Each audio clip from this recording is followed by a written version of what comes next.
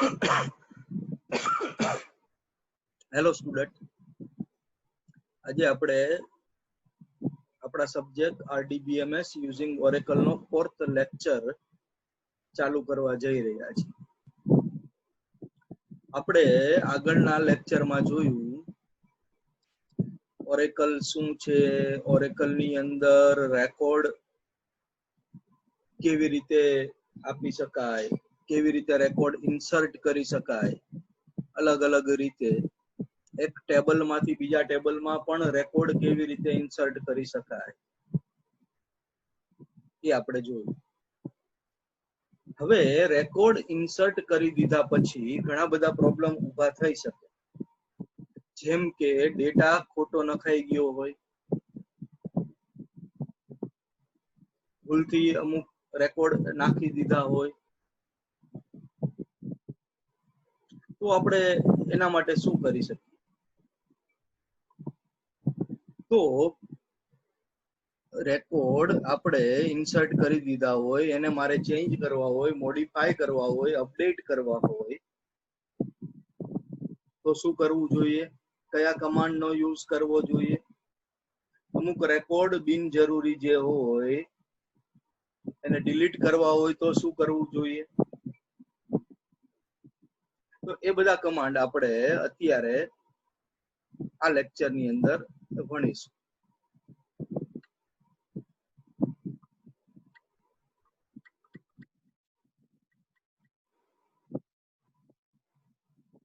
તો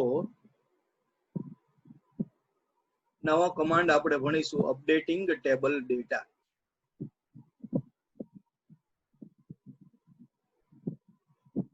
જો રેકોર્ડ આપણે ઇન્સર્ટ કરી દીધેલા હોય અને એમાં રેકોર્ડ ભૂલથી અમુક ડેટા કે સ્પેલિંગ મિસ્ટેક થઈ હોય તો એ રેકોર્ડ મારે અપડેટ કરવા હોય તો શું કરવું જોઈએ?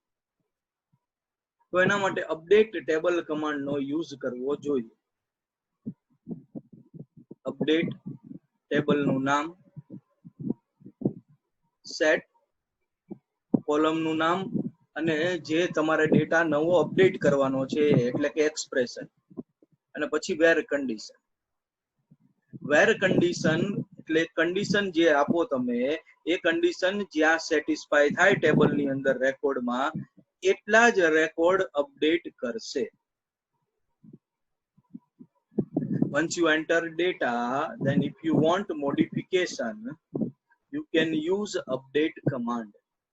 એકવાર ડેટા ઇન્સર્ટ કરી દીધા પછી જો તમારે એમાં ચેન્જ કરવો હોય તો અપડેટ ટેબલ કમાન્ડ નો યુઝ કરવો પડે. એ એટલા જ રેકોર્ડ અપડેટ કરશે જ્યાં વેર કન્ડિશન સેટિસ્ફાય થાય. ફોર એક્ઝામ્પલ આપણે જોઈએ નેક્સ્ટ સ્લાઇડ ની અંદર,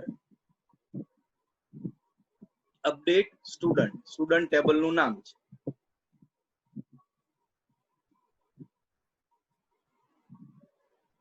set name equal to Ram, નામ મારે રામ ચેન્જ કરીને લાવવું છે, મોડિફાય કરવું છે. વેર રોલ નંબર ઇક્વલ ટુ 1, જેનો રોલ નંબર 1 હશે એનું નામ હવે પ્રીવિયસ જે કાંઈ પણ તમે લખેલું હોય એની જગ્યાએ રામ થઈ જશે. જો રોલ નંબર 1 વાળા એક થી વધારે રેકોર્ડ હોય તો એ બધાનું નામ રામ થઈ જશે. RNO નામની કોલમ અવેલેબલ હોવી જોઈએ, નેમ નામની કોલમ અવેલેબલ હોવી જોઈએ સ્ટુડન્ટ ટેબલ ની અંદર. તો જેનો જેનો રોલ નંબર 1 હશે એનું નામ ચેન્જ કરીને રામ કરી નાખશે.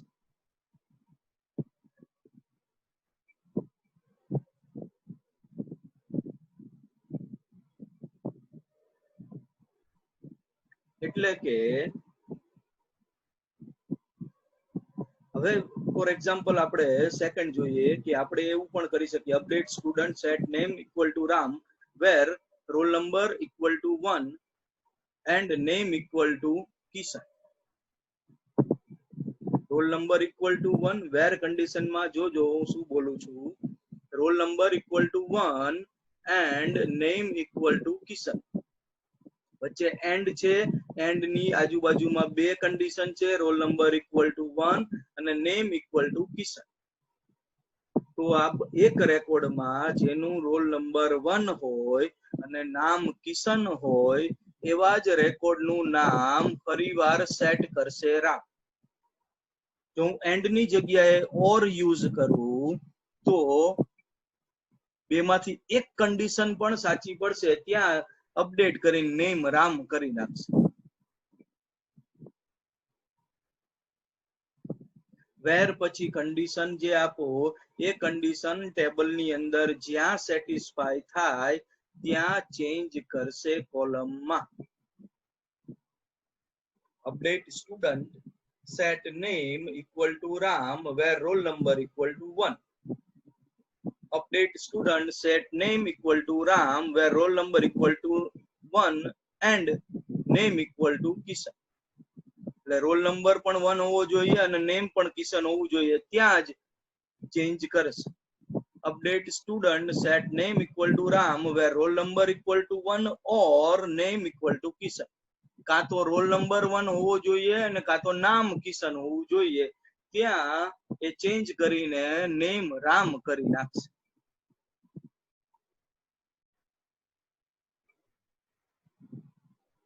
આગળ આપણે સી લેંગ્વેજમાં પણ એન્ડ અને ઓર નો યુઝ ભણી ગયા છીએ, ઇફ કન્ડિશન ની અંદર લખતા હતા, એટલે એનો આઈડિયા તમને હશે જ.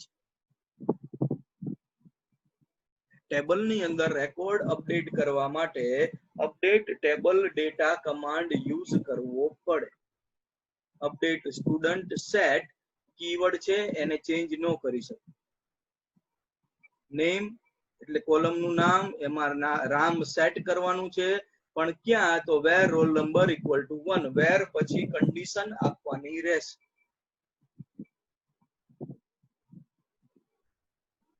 નેક્સ્ટ જોઈએ, આપણે ટેબલની અંદર રેકોર્ડ ઇન્સર્ટ કરતા શીખા, અપડેટ કરતા શીખા અત્યારે જ. હવે એવી જ રીતે ટેબલ માંથી રેકોર્ડ બિનજરૂરી રેકોર્ડ અથવા ભૂલથી નખાઈ ગયેલા રેકોર્ડ ડિલીટ કરવા હોય તો એના માટે ડિલીટ કમાન્ડ યુઝ કરવાનો. અપડેટ કરવા માટે અપડેટ, ઇન્સર્ટ કરવા માટે ઇન્સર્ટ, એવી જ રીતે ડિલીટ કરવા માટે ડિલીટ કમાન્ડનો યુઝ થશે.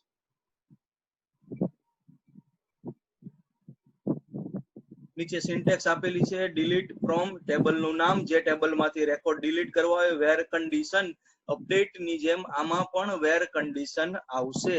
જ્યાં તમારે ચેન્જ કરવાનું હોય, જે રેકોર્ડ તમારે ડિલીટ કરવાના હોય એ વેર કન્ડિશન માં આપવાનું.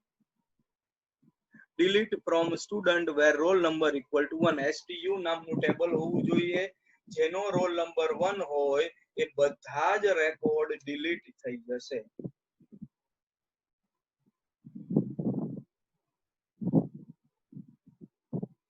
એક રેકોર્ડ 1 હોય તો એક રેકોર્ડ ડિલીટ થશે, 5 રેકોર્ડ 1 વાળા હોય તો 5 રેકોર્ડ ડિલીટ થશે, 10 રેકોર્ડ 1 વાળા હોય તો 10 રેકોર્ડ ડિલીટ થશે. જ્યાં જ્યાં કન્ડિશન સેટિસ્ફાય થાય ત્યાં ત્યાં રેકોર્ડ ડિલીટ કરશે.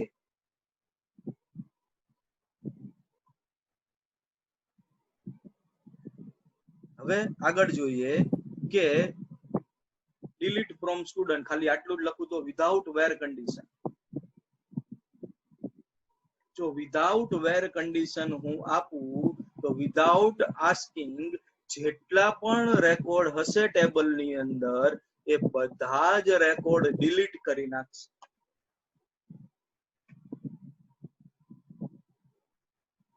ડિલીટ ફ્રોમ સ્ટુડન્ટ ટેબલનું નામ, કોઈ પણ વેર કન્ડિશન નહીં, તો બધા જ રેકોર્ડ એ ડિલીટ કરી નાખશે.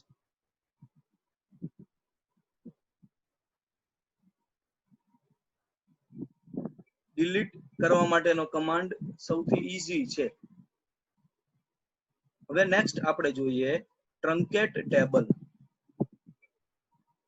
ટ્રંકેટ એટલે ડિલીટ કરવા જેવું છે. ટ્રંકેટ કમાન્ડ ડિલીટ બધા રેકોર્ડ કરવા માટે યુઝ થાય. લોજિકલી ડિલીટ કમાન્ડ જેવો જ છે ટ્રંકેટ command.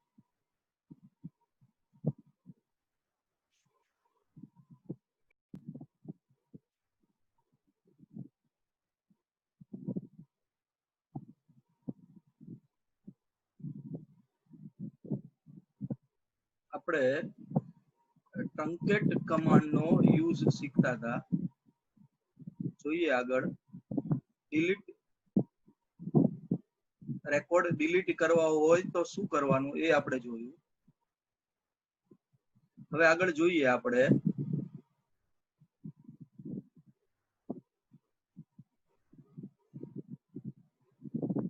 ટ્રંકેટ table.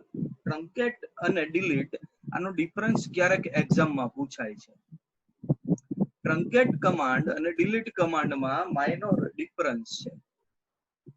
Truncate command will delete all the record from the table. Logically, it is equivalent to the delete command. But in case of a truncating table, it drop the table and recreate the same table structure. એ ટેબલના બધા record delete કરશે, એનું structure પણ delete કરશે અને પાછી ટેબલનું structure recreate કરશે.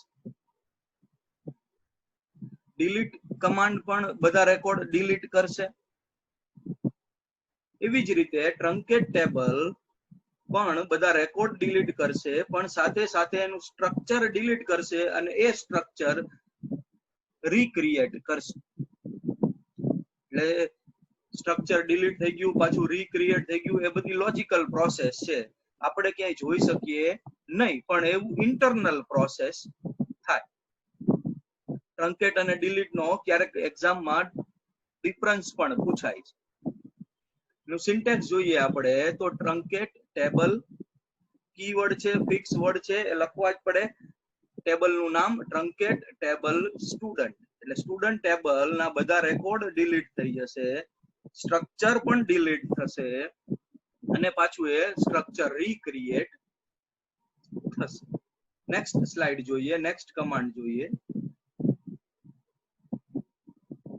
Most important. આપણે table બનાવ્યું, ટેબલની અંદર રેકોર્ડ ઇન્સર્ટ કર્યા, અપડેટ કર્યા, ડિલીટ કર્યા. હવે ટેબલના કયા કયા રેકોર્ડ ઇન્સર્ટ કરેલા છે જોવા હોય તો, રિટ્રાઈવ કરવા હોય તો, ફેચ કરવા હોય તો આપણે સિલેક્ટ કમાન્ડ નો યુઝ કરવો પડે. સિલેક્ટ ક્વેરી ની મદદથી આપણે ટેબલને જોઈ શકીએ. મેં એક ટેબલ ઘણા ટાઈમ પહેલા બનાવ્યું હોય, એની અંદર ઘણા રેકોર્ડ નાખ્યા હોય, કાં તો મંથલી કે મેન્યુઅલી કે થોડા ટાઈમ પછી હું એની અંદર રેકોર્ડ ઇન્સર્ટ કરતો હોય, કયા કયા રેકોર્ડ છે, કયા હિસ્ટ્રી છે એ જોવું હોય તો આપણે ટેબલના રેકોર્ડ જોવા પડે, ફેચ કરવા પડે, રિટ્રાઈવ કરવા પડે ટેબલમાં. તો એના માટે સિલેક્ટ કમાન્ડ નો યુઝ કરવો પડે. નંબર 1 એના ઘણા બધા એક્ઝામ્પલ છે, આપણે ટર્ન બાય ટર્ન જોઈએ. નંબર 1, બધા રેકોર્ડ જોવા હોય તો સિલેક્ટ સ્ટાર ફ્રોમ ટેબલ નું નામ. સ્ટુડન્ટ ટેબલ બનાવ્યું છે, એમાં 5 રેકોર્ડ, 10 રેકોર્ડ, 20 રેકોર્ડ, 100 રેકોર્ડ નાખેલા છે. હવે મારે જોવા હોય તો સિલેક્ટ સ્ટાર ફ્રોમ સ્ટુડન્ટ. એટલે સ્ટુડન્ટ ટેબલમાં જેટલા રેકોર્ડ ઇન્સર્ટ કરેલા હશે એ બધા જ રેકોર્ડ આપણે જોઈ શકશું એક સાથે. જેટલી કોલમ હોય એની અંદર જેટલા રેકોર્ડ હોય એ બધા જ એક સાથે જોઈ શકશું.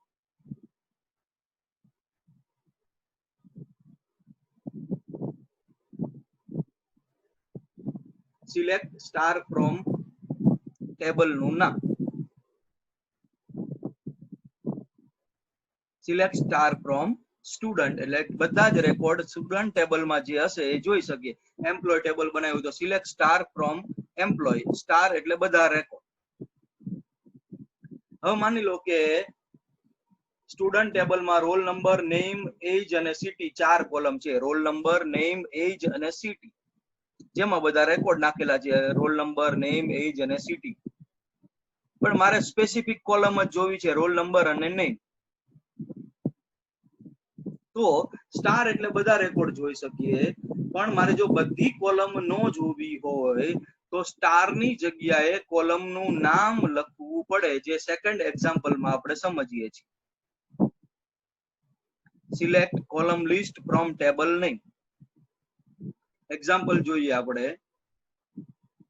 Select roll number name from student, એટલે માત્ર ને માત્ર સ્ટુડન્ટ ટેબલની અંદરથી રોલ નંબર અને નેમ જ ની કોલમ વ્યૂ કરી શકશું, બાકીની કોલમ ડિસ્પ્લે કરશે નહીં.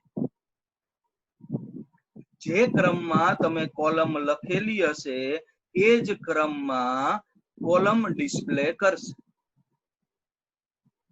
રોલ નંબર પહેલા, પછી નેમ. નેમ અને રોલ નંબર લખો તો પહેલા નેમ પછી રોલ નંબર.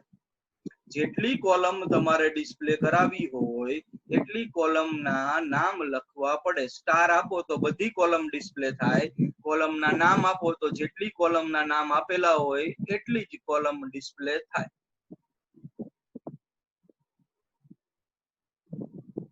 હવે અમુક જ રેકોર્ડ જોવા હોય તો, અમુક સ્પેસિફિક રેકોર્ડ જોવા હોય તો આપણે કન્ડિશન આપવી પડે.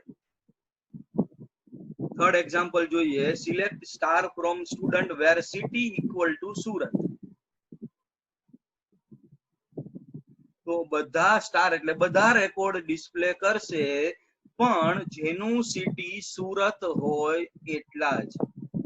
સુરત વાળા 4 રેકોર્ડ હોય તો 4 રેકોર્ડ ડિસ્પ્લે કરશે, સુરત વાળા 6 રેકોર્ડ હોય તો 6 રેકોર્ડ ડિસ્પ્લે કરશે, 10 રેકોર્ડ હોય તો 10 રેકોર્ડ ડિસ્પ્લે કરશે, 100 રેકોર્ડ હોય તો 100 રેકોર્ડ ડિસ્પ્લે કરશે.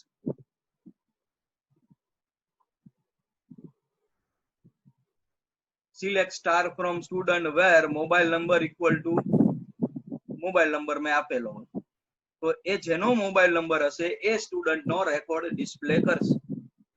Select star from student where roll number equal to 1, તો જેનો રોલ નંબર 1 હશે એનો જ રેકોર્ડ ડિસ્પ્લે કરશે. રોલ નંબર 1 વાળા 2 સ્ટુડન્ટ હોય તો 2 રેકોર્ડ ડિસ્પ્લે કરશે. હું એવું લખું તો select star from student where roll number equal to 1 and name equal to Ram. તો એન્ડ છે વચ્ચે, એટલે જે રેકોર્ડમાં રોલ નંબર અને નેમ બંને 1 અને રામ હશે એ જ રેકોર્ડ ડિસ્પ્લે કરશે. જો હું એન્ડ ની જગ્યાએ ઓર લખું તો select star from student where roll number equal to 1 or name equal to Ram, તો એવા બધા રેકોર્ડ ડિસ્પ્લે કરશે જેનું નામ રામ અને રોલ નંબર 1 હોય, કેમ કે વચ્ચે ઓર લખેલું છે, એટલે બે માંથી એક કન્ડિશન સાચી પડવી જોઈએ.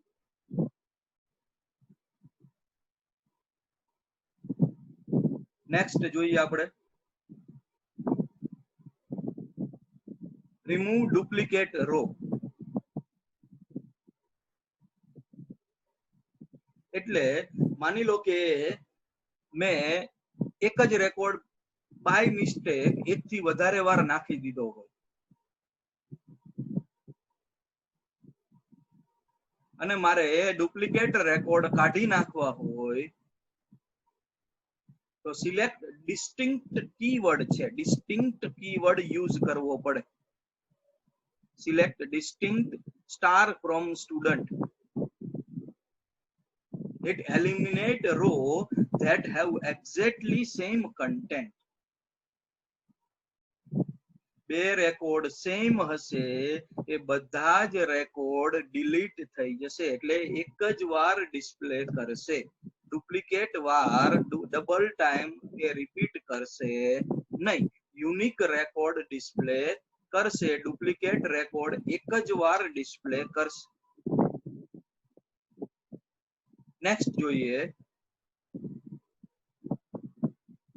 Select star from, select distinct star from student. હવે નેક્સ્ટ જોઈએ આપણે arranging data in sorted order. આપણે આગળ પણ વાત કરેલી કે આપણે રેકોર્ડ એ થી ઝેડ માં, ઝેડ થી એ માં, એટલે કે એસેન્ડિંગ અને ડિસેન્ડિંગ ઓર્ડરમાં ગોઠવવા હોય તો, ચડતા કે ઉતરતા ક્રમમાં ગોઠવવા હોય તો અથવા તો નંબર પ્રમાણે મારે ગોઠવવા હોય તો 0 થી 9 ઓર 9 to 0. A થી Z એટલે ascending order, Z થી A એટલે descending order, ચડતો ક્રમ ને ઉતરતો ક્રમ. તો બાય ડિફોલ્ટ ડેટા ને એસેન્ડિંગ ઓર્ડર માં ગોઠવશે જો હું મેન્શન ન કરું તો. જો મારે ડિસેન્ડિંગ ઓર્ડર માં ગોઠવવા હોય તો મારે મેન્શન કરવું પડે. Like select star from student order by city. Record ના સિટી ના નામ પ્રમાણે એસેન્ડિંગ ઓર્ડર માં ગોઠવશે. જે રેકોર્ડ નું સિટી નું નામ A થી ચાલુ થતું હોય એ રેકોર્ડ પહેલો ડિસ્પ્લે થાય, પછી B વાળા રેકોર્ડ, પછી C વાળા રેકોર્ડ, પછી D વાળા રેકોર્ડ, લાસ્ટમાં Z વાળા રેકોર્ડ ડિસ્પ્લે કરશે. અહીંયા આપણે એસેન્ડિંગ ઓર્ડર માં બાય ડિફોલ્ટ ગોઠવશે કેમ કે મેં કઈ સ્પેસિફાય નથી કરેલું. Select star from student order by city. જો મારે એસેન્ડિંગ ઓર્ડર એવું સ્પેસિફાય કરવું હોય તો સિટી પછી last 4 word, last 4 character AESC લખવું પડે.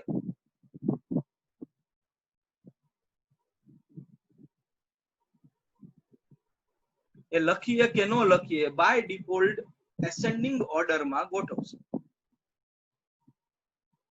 હવે મારે ડિસેન્ડિંગ ઓર્ડર માં ગોઠવવા હોય તો select star from student order by city descending. City પ્રમાણે રેકોર્ડ અરેન્જ કરશે પણ ડિસેન્ડિંગ ઓર્ડર માં. પહેલા ઝેડ ઉપરથી આવતા સિટી નું નામ હોય તો A, પછી એનાથી last second last character W, sorry Y, પછી X, પછી W, આ પ્રમાણે ગોઠવશે ડિસેન્ડિંગ ઓર્ડર માં. ખાસ કે બે નામ A થી ચાલુ થતા હોય, બે નામ B થી ચાલુ થતા હોય, બે નામ C થી ચાલુ થતા હોય તો એનો પહેલો કેરેક્ટર સેમ હોય તો બીજો કેરેક્ટર ચેક કરશે. A થી Z કે Z થી A માં ગોઠવવા હોય તો એસેન્ડિંગ કે ડિસેન્ડિંગ કીવર્ડ નો યુઝ કરવો પડે. એસેન્ડિંગ કીવર્ડ નો યુઝ ન કરવો તો પણ ચાલે કેમ કે બાય ડિફોલ્ટ એસેન્ડિંગ ઓર્ડર માં જ અરેન્જ કરશે. ઓર્ડર બાય પછી જે કોલમ નું નામ આપો એ કોલમ પ્રમાણે એસેન્ડિંગ કે ડિસેન્ડિંગ ઓર્ડર માં ગોઠવશે. નેક્સ્ટ જોઈએ આપણે ગ્રુપિંગ ડેટા. ગ્રુપિંગ ડેટા એટલે એક સરખા ગ્રુપ ને મેચ કરશે. For example group by city. તો જેના સિટી સરખા હોય એનું એક ગ્રુપ બને.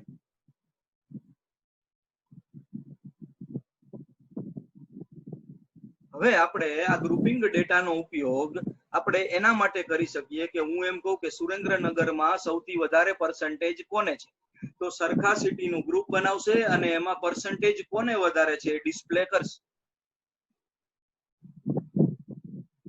Group by condition create a data set containing several set of record grouped together based on condition.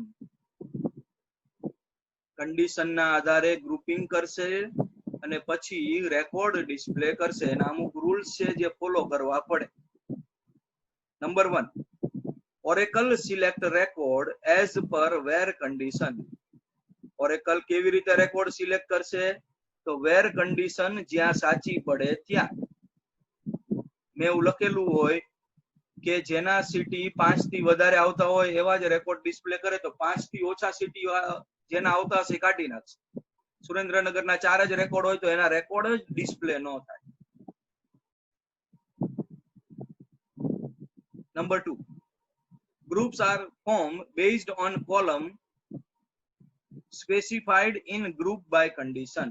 Group by condition, group by column તરીકે તમે જેનું નામ આપેલું હોય એ જ કોલમ નો ગ્રુપિંગ ડેટા કરશે. મેં કીધું એમ ગ્રુપ બાય સિટી આપો તો સિટી નું ગ્રુપિંગ કરશે.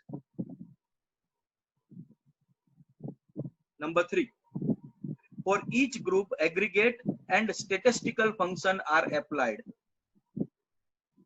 Statistical અને તમે એગ્રીગેટ ફંક્શન એપ્લાય કરી શકો. મેં કીધું એમ કે સિટી સરખા સિટી કેટલા છે કાઉન્ટ કરવા હોય તો સિટીમાં મેક્સિમમ માર્ક કોને છે, મેક્સિમમ ફંક્શન એપ્લાય કરવું હોય તો એગ્રીગેટ અને સ્ટેટિસ્ટિકલ ફંક્શન કયા છે એ આપણે જોઈએ. તો અહીંયા આપણે જોઈ શકીએ છીએ average, AVG, count, maximum, MX, minimum, MIN અને સમ. આ 5 એગ્રીગેટ ઓર સ્ટેટિસ્ટિકલ ફંક્શન છે.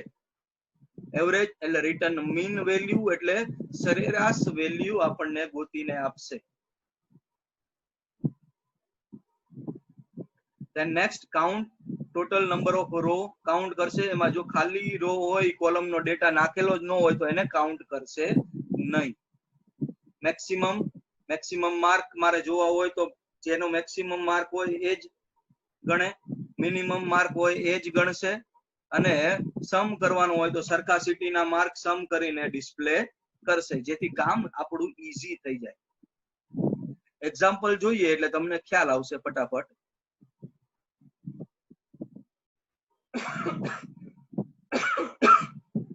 Select city count aggregate function use કરેલું છે. From student group by city, જેના સિટી સરખા હશે એ સરખા સિટી રેકોર્ડ કાઉન્ટ કરીને ડિસ્પ્લે કરશે. અહીંયા આઉટપુટ પણ મેં લખેલું છે કે સુરેન્દ્રનગરના 2 રેકોર્ડ છે, સુરતનો 1 રેકોર્ડ છે, વઢવાણનો 1 રેકોર્ડ છે. એવી રીતે તમે જેટલા સિટી અલગ અલગ નાખેલા હોય એનો સિટીનો કાઉન્ટ કરીને આપણને તરત ખ્યાલ આવી જાય કે 2 સ્ટુડન્ટ સુરતના છે, 1 સુરેન્દ્રનગરનો છે કે 1 વઢવાણનો છે. એવી રીતે કોલેજના સ્ટુડન્ટમાં આપણે બધાના સિટી લખેલા હોય ટેબલમાં તો આપણને ખબર પડી જશે કે સુરેન્દ્રનગરના કેટલા છે, બહારગામના કેટલા છે, કે XYZ સિટીમાંથી કેટલા સ્ટુડન્ટ આવે છે. સ્ટુડન્ટ ટેબલમાં સિટી નાખેલા હોય એટલે કાઉન્ટ કરીને ટોટલ આપણને આપી દેશે કે સુરેન્દ્રનગરના 50, વઢવાણના આટલા, બાજુના કોઈ વિલેજના આટલા. ઇઝીલી ખ્યાલ આવી શકે. Second example, select city maximum mark from student group by city. સરખા સિટીમાં જેના માર્ક મેક્સિમમ હશે એના રેકોર્ડ ડિસ્પ્લે કરશે, એના માર્ક ડિસ્પ્લે કરશે. એટલે આઉટપુટમાં જોઈ શકો છો સુરેન્દ્રનગરના 5 રેકોર્ડ હોય, 10 રેકોર્ડ હોય, 50 રેકોર્ડ હોય, પણ મેક્સિમમ માર્ક કોના છે તો 55 કોઈ સ્ટુડન્ટના છે.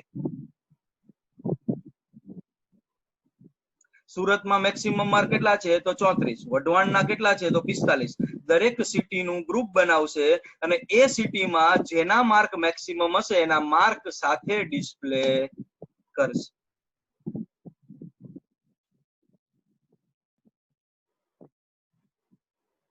આજે આપણે રેકોર્ડ